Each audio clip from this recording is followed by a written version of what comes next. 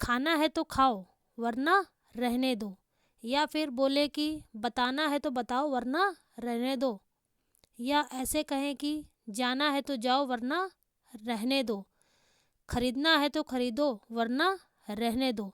इस तरह के सेंटेंस, इन सेंटेंसों में आपको एक चीज़ कॉमन दिख रही होगी जो कि है वरना रहने दो।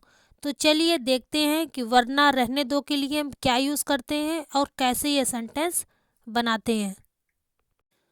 वरना रहने दो, इसके लिए हम यूज़ करते हैं otherwise leave it.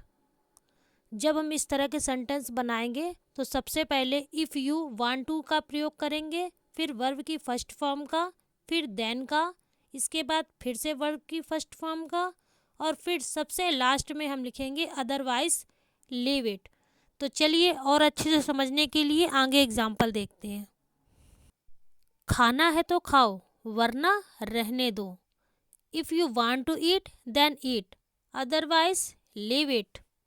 If you want to eat then eat, otherwise leave it.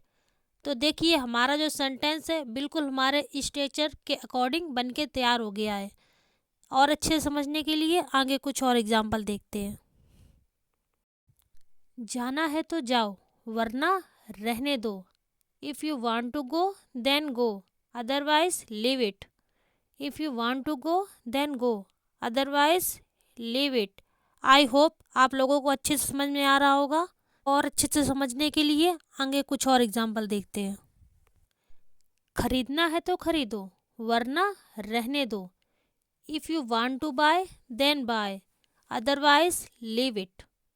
If you want to buy then buy, otherwise leave it. बताना है तो बताओ वरना रहने दो। If you want to tell then tell, otherwise leave it. If you want to tell then tell, otherwise leave it. Video अच्छी लगी हो तो लाइक करिएगा और ऐसी वीडियो रोज देखने के लिए चैनल को सब्सक्राइब जरूर करिएगा। कल फिर मिलते हैं ऐसी एक नई वीडियो के साथ, तब तक के लिए बाय बाय।